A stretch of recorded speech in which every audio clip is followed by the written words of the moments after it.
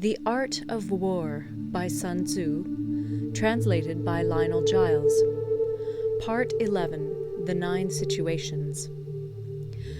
Sun Tzu said, "The art of war recognizes 9 varieties of ground. 1. Dispersive ground. 2. Facile ground. 3. Contentious ground. 4. Open ground. 5. Ground of intersecting highways. 6. Serious ground. 7. Difficult ground. 8. Hemmed-in ground. 9. Desperate ground." When a chieftain is fighting in his own territory, it is dispersive ground.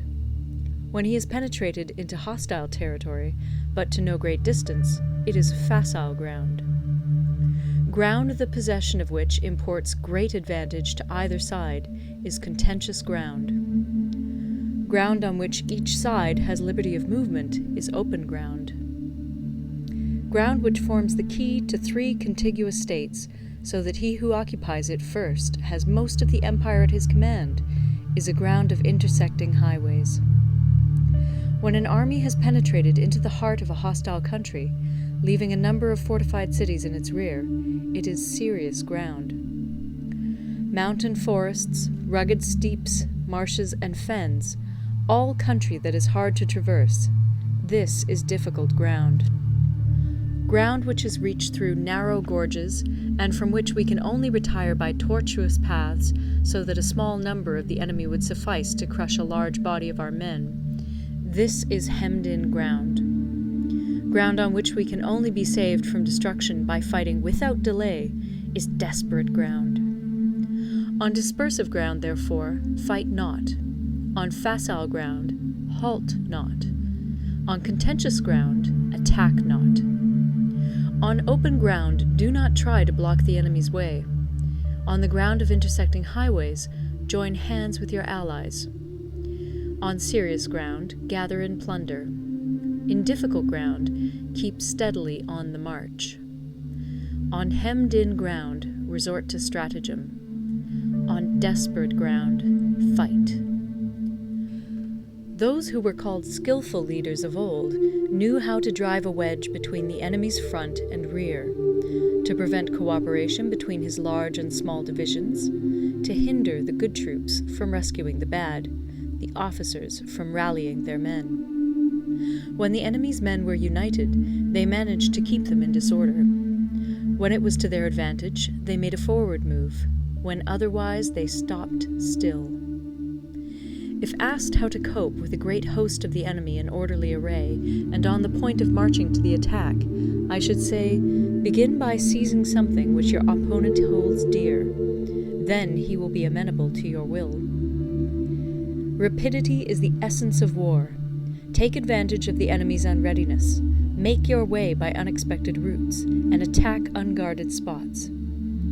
The following are the principles to be observed by an invading force. The further you penetrate into a country, the greater will be the solidarity of your troops, and thus the defenders will not prevail against you. Make forays in fertile country in order to supply your army with food. Carefully study the well-being of your men, and do not overtax them. Concentrate your energy and hoard your strength. Keep your army continually on the move, and devise unfathomable plans. Throw your soldiers into positions whence there is no escape, and they will prefer death to flight. If they will face death, there is nothing they may not achieve. Officers and men alike will put forth their uttermost strength.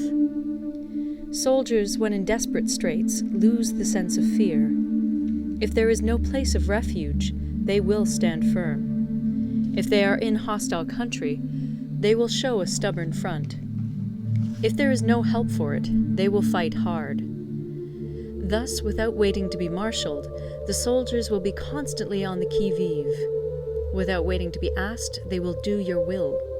Without restrictions, they will be faithful. Without giving orders, they can be trusted. Prohibit the taking of omens, and do away with superstitious doubts. Then, until death itself comes, no calamity need be feared.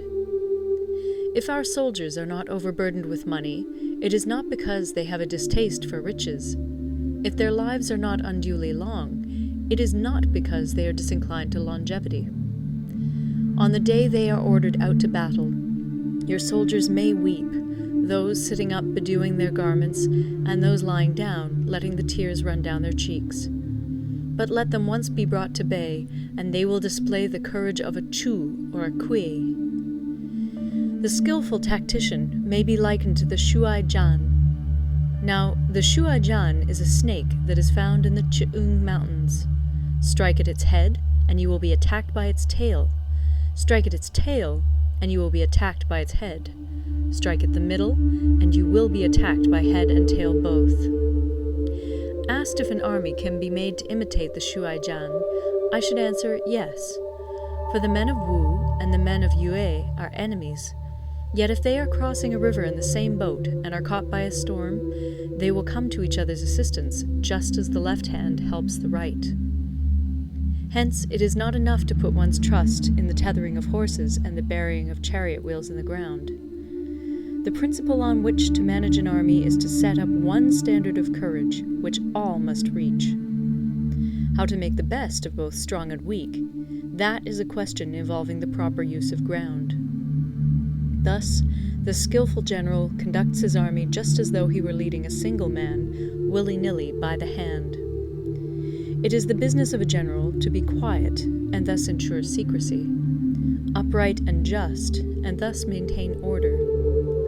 He must be able to mystify his officers and men by false reports and appearances, and thus keep them in total ignorance. By altering his arrangements and changing his plans, he keeps the enemy without definite knowledge. By shifting his camp and taking circuitous routes, he prevents the enemy from anticipating his purpose. At the critical moment, the leader of an army acts like one who has climbed up a height and then kicks away the ladder behind him. He carries his men deep into hostile territory before he shows his hand. He burns his boats and breaks his cooking pots. Like a shepherd driving a flock of sheep, he drives his men this way and that, and nothing knows whither he is going. To muster his host and bring it into danger, this may be termed the business of the general. The different measures suited to the 9 varieties of ground, the expediency of aggressive or defensive tactics, and the fundamental laws of human nature, these are things that must most certainly be studied. When invading hostile territory, the general principle is that penetrating deeply brings cohesion. Penetrating but a short way means dispersion. When you leave your own country behind and take your army across neighborhood territory, you find yourself on critical ground.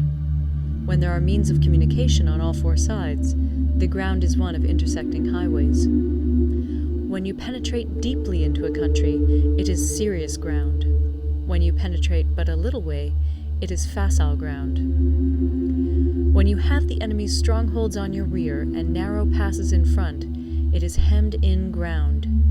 When there is no place of refuge at all, it is desperate ground. Therefore, on dispersive ground, I would inspire my men with unity of purpose. On facile ground, I would see that there is close connection between all parts of my army. On contentious ground, I would hurry up my rear. On open ground, I would keep a vigilant eye on my defenses. On ground of intersecting highways, I would consolidate my alliances. On serious ground, I would try to ensure a continuous stream of supplies.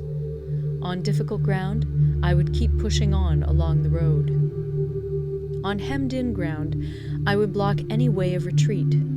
On desperate ground, I would proclaim to my soldiers the hopelessness of saving their lives. For it is the soldier's disposition to offer an obstinate resistance when surrounded, to fight hard when he cannot help himself, and to obey promptly when he has fallen into danger. We cannot enter into alliance with neighboring princes until we are acquainted with their designs. We are not fit to lead an army on the march unless we are familiar with the face of the country, its mountains and forests, its pitfalls and precipices, its marshes and swamps. We shall be unable to turn natural advantages to account unless we make use of local guides.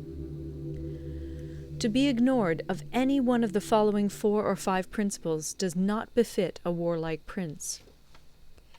When a warlike prince attacks a powerful state, his generalship shows itself in preventing the concentration of the enemy's forces. He overawes his opponents, and their allies are prevented from joining against him.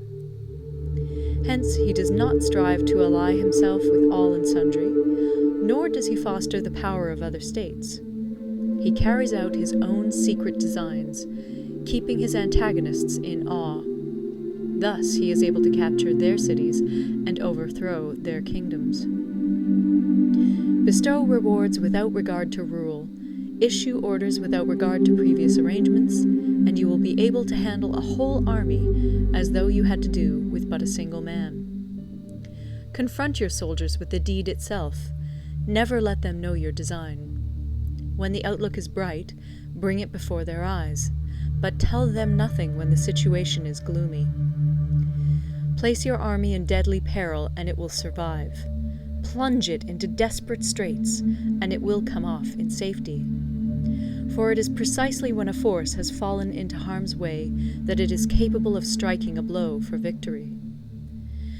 Success in warfare is gained by carefully accommodating ourselves to the enemy's purpose. By persistently hanging on the enemy's flank, we shall succeed in the long run in killing the commander-in-chief. This is called ability to accomplish a thing by sheer cunning. On the day that you take up your command, block the frontier passes, destroy the official tallies, and stop the passage of all emissaries. Be stern in the council chamber so that you may control the situation. If the enemy leaves the door open, you must rush in. Forestall your opponent by seizing what he holds dear, and subtly contrive to time his arrival on the ground. Walk in the path defined by rule, and accommodate yourself to the enemy until you can fight a decisive battle. At first, then, exhibit the coyness of a maiden, until the enemy gives you an opening. Afterwards, emulate the rapidity of a running hare, and it will be too late for the enemy to oppose you.